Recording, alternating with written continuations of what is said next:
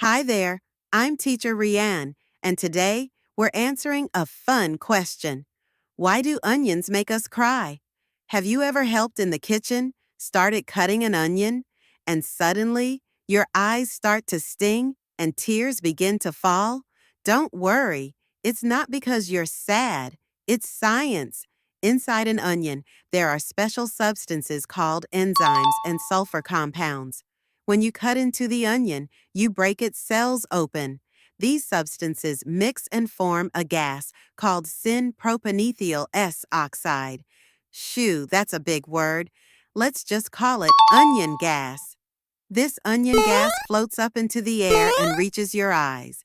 Your eyes don't like it, so they protect themselves by making tears to wash the gas away.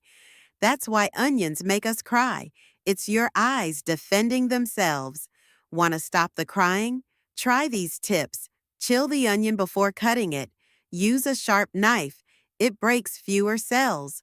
Or cut under a fan or near running water to blow the gas away. Science is everywhere, even in the kitchen.